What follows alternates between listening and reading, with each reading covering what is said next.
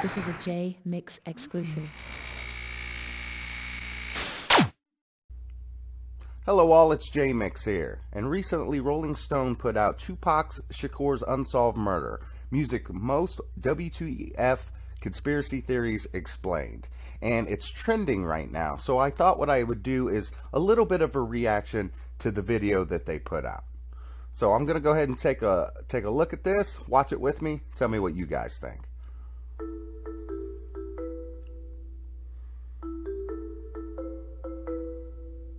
The unsolved murder of Tupac Shakur is to this day one of the most widely debated homicides in music history. Even now, over 21 years later, people still speculate about what exactly happened that night.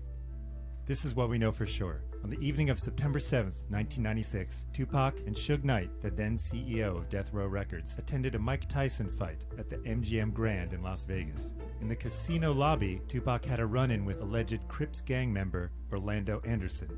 There was a brief fight. Shakur He's not an alleged Crip gang member. He is a Crip gang member. But proceed, Rolling Stone. Please tell us more. and Knight's entourage got involved, but it was eventually broken up and the men went their separate ways. Shakur and Knight headed out toward Club 662. While Shakur and Knight were on their way to the club, around 11 p.m., a white Cadillac pulled up next to them on the passenger side while they idled at a stoplight. An unidentified gunman then Allegedly. fired 14 gunshots into their car.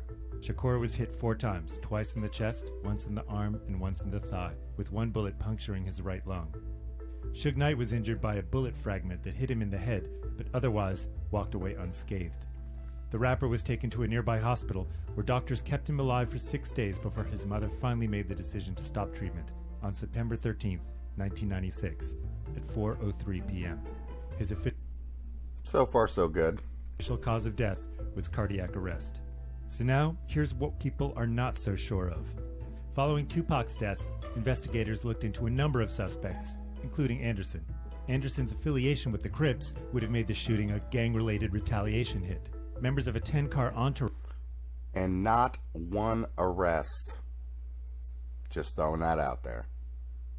following Suge Knight and Tupac Shakur told officers that it was Anderson who fired the shots. But Anderson was False.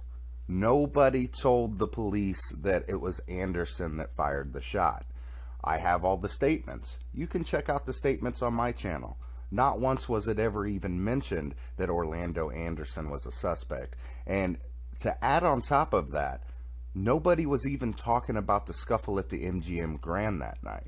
So for the Rolling Stone, I'm really surprised that they got that fact wrong. But I digress. was later killed in an unrelated gang shooting, and the cops lost their lead. The media was quick to jump on a different narrative that placed the blame on Shakur's former friend and East Coast rival, the notorious B.I.G. The pair had come up together in the 90s, with Shakur even acting as Biggie's mentor of sorts. Now, was that ever really a theory? I mean, sure there was speculation, but did anybody actually think that it was Biggie who shot Tupac? Just kind of curious. I mean, they kind of put that out there like that was a viable theory. But we'll keep going. Things eventually went south in the middle of the decade when the two rappers got embroiled in an epic East Coast-West Coast rap rivalry. The feud was believed to have been sparked by Biggie's 1994 song, Who Shot Ya? The possible diss track is said to be about Shakur. See, and that's a little bit of subterfuge too. Was the beef directly about that song? The beef was more about Tupac thinking that Biggie, being from Brooklyn and saying that he ran things, was, knew who did it and wasn't telling him or didn't warn him. Now, mind you, who shot ya? That didn't help the situation. But, maybe I'm being too hard on this video. Let's just watch it and find out. Or getting shot and robbed in New York City. 2 years later, in 1996, Tupac released Hit 'Em Up, where Tupac claims he had an affair with Biggie's wife, Faith Evans. Evans denied this claim. And for every denial that she makes, there's 14, 15 people that said she did. If you check out my Rick Clifford interview, he pretty much co-signs that, and Natasha Walker was there and pretty much co-signs that. Everybody knows, the story goes that, Biggie had kind of pushed her out of a concert. Puffy wasn't letting her perform. She goes out to the West Coast, and she's getting love from one of his enemies. The probability of that happening is probably, I'd say, about 99%. Evans later told MTV News that Biggie was afraid people would believe he was responsible for Tupac's death and feared retaliation. Biggie did. Then why did he go back to California? If he was so worried about retaliation, why did he put out the song Going Back to Cali? Why did he come out to LA and freestyle the Long Kiss Goodnight? I don't buy that. I think Biggie was in a celebratory mood, and it's probably what led to what happened to Biggie. Denied such claims. 6 months later, on March 9, 1997, Biggie was shot and killed in a drive-by shooting while leaving a party in Los Angeles after the Soul Train Awards. His death also remains unsolved. A third theory put the blame on Suge Knight. Fans have pointed to a possibly frosty relationship between the Death Row Records CEO and his rising star. Theorists believe Shakur was ready to leave Death Row to start his own label. This is a fact. And you're going to see on the live stream that I do tonight, you are going to absolutely see that Tupac was leaving Death Row Records. He did not want to go to Vegas. He had fired David Kenner, and he was calling for an audit of his royalties. Even people like Hurt 'Em Bad said, he was saying Machiavelli Records, my new record label. People have taken that a lot of different ways, but everybody down to Kurt Cobain, Hurt 'Em Bad, Daryl Harper, everybody really holds this thing that Machiavelli Records was to be Tupac's. Maybe it was to be an offshoot of Death Row, but at the end of the day, if it wasn't an offshoot of Death Row, it would have been an offshoot of Interscope, which was Tupac's own label. And like Gloria Cox, Castro's mom and Tupac aunt, has said, Tupac didn't need a Suge. Tupac wanted to be the Suge. And so, Suge Knight orchestrated his murder that night in Las Vegas, a claim that he has strongly denied. And I want to add that that's absolutely ludicrous. I agree with everybody else when they say, if you're going to have someone killed, why would you sit in the car right next to them? Absolutely ridiculous to think that Suge Knight was anything other than a victim. In fact, in 2017, Hey now, that's my movie. new documentary about Shakur's death that pointed to yet another possibility. The documentary claims that Knight's ex-wife, Sharitha Golden, and Reggie Willis Jr., the former head of Reggie Willis?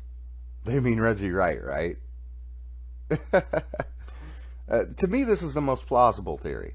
And I do have to thank Rolling Stone for putting RJ's work out there, something that I helped to produce. It's pretty awesome that we got a nod from Rolling Stone. I think it's also very telling who you don't see get a nod. security for Death Row Records had actually plotted a hit on him in order to gain control of the label. Golden has publicly denied the accusation. Here's the problem with that. Are you going to publicly admit the allegations? Who does that? Even I understand that if you're innocent, you're going to deny it. But if you're guilty, you're going to deny it. So does a public denial, does it change anything when it comes to the allegations? Absolutely not. And sometimes the loudest cry is from the guiltiest party. You ever heard the term, thou protest too much? But perhaps the most outrageous, yet more popular theory Murder rap? out there is that Shakur didn't die at all that night. That maybe he's living in Cuba. Okay, so we're talking about the Tupac hoax lay legend Encini Studios type of special mental thinking capabilities. Yeah, that's probably the least credible. It targets people that are either really, really challenged or really, really into like Illuminati conspiracies. And it also, the fan base of those people are mostly people that weren't alive when Tupac unfortunately was killed.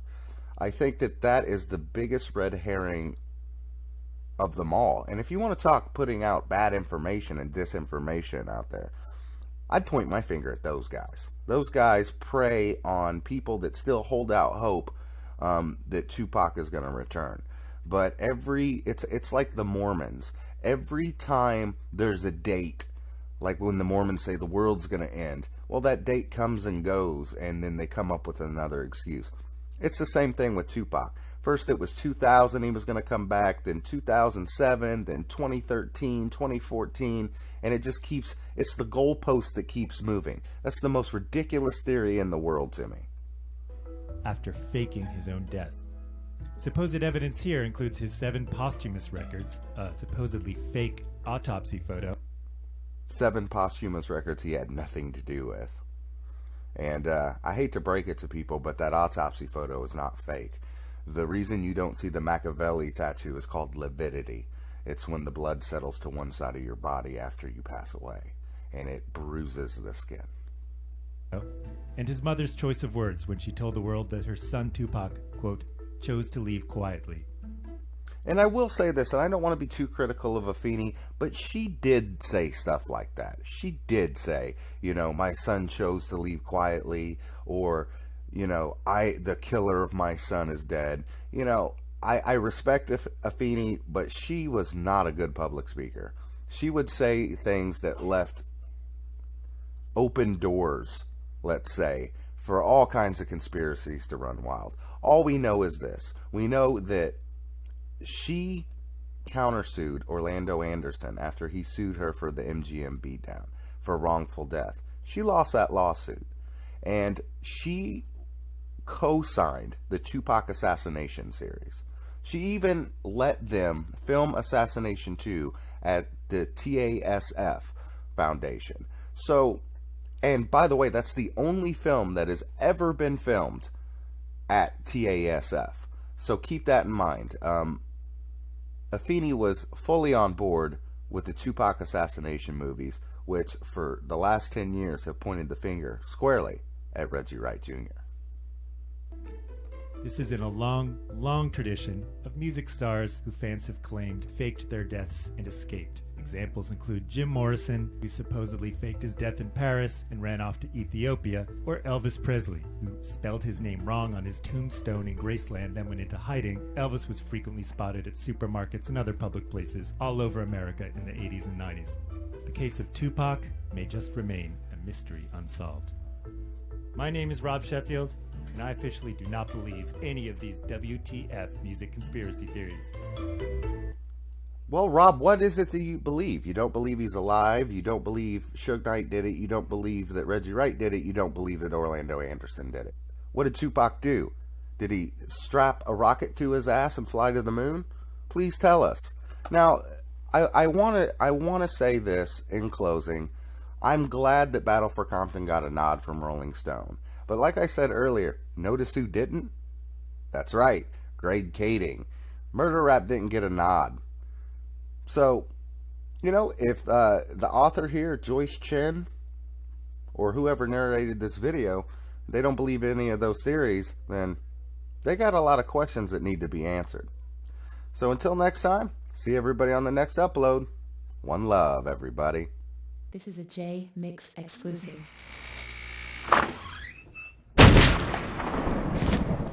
What up, shut up?